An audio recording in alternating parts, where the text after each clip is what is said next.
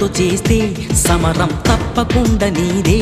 విజయం కష్టపడితే రాదా, ఫలితం పదరా సోదరా.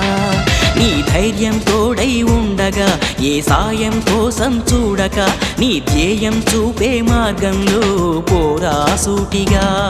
ఏనాడు వెనకడుగేయక, ఏ అడుగు తడబడనీయక, నీ గమ్యం చేరేదాకా దూసుకుపోరా సోదరా.